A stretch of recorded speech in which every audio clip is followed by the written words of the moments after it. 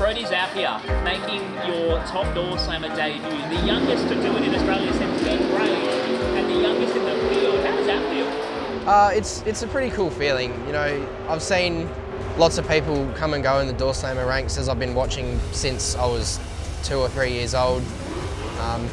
So just to finally be involved with it after being around it for so long, it's pretty cool. And to do it this early on it's an awesome feeling. I don't really know how else to describe it.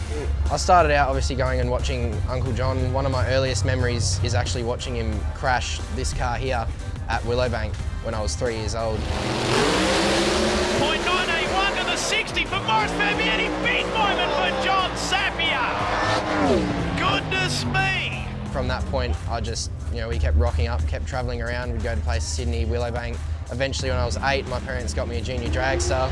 That eventuated on until I was 17, and Uncle John gave me the opportunity to drive the blue VP Ute in Super Sedan.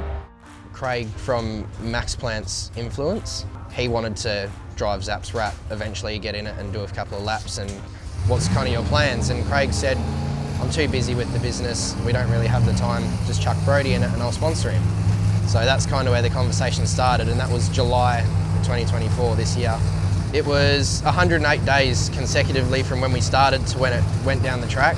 It was just, we did the whole conversion from clutch to auto, and we had to put all the new electronics in it, like auto shift, and just even a grid. It didn't even have a grid in it when it last ran. So just the amount of stuff that's changed over the years, it was a massive effort to get here, and I'm just so grateful for everyone that was allowed me to do this and to get me in this position.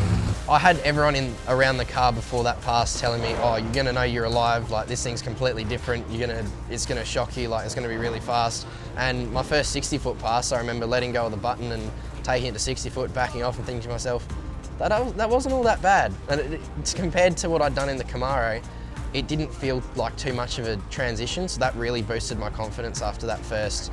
Come out again, went to half track, and then I was like, oh, okay, this is where it's different. Like from when the power comes in, that's when these things just kick you back in the seat and you just take off, you go. I'd already done the hard bit, was getting to half track when all the power comes in, so then it's just hold my foot on there for another 2 seconds and pull the chutes. It was a surreal feeling. I don't know how else to describe it. I don't know how to describe it to anyone. It's like your head is left at the start line while the car's going, and then you catch up by about 330 foot, and then you're just holding on for dear life. It's an incredible feeling, and I know why everyone that drives one of these things loves it. And thanks to all of the sponsors that have come on board this year, I'm actually going to be able to travel to those last 3 events in Adelaide, Sydney and Willowbank alongside Uncle John, because the truck's already going to be going. The only other expense is really to fly me and the rest of my crew in, and then accommodation, food, all of that stuff that everyone knows costs a fortune.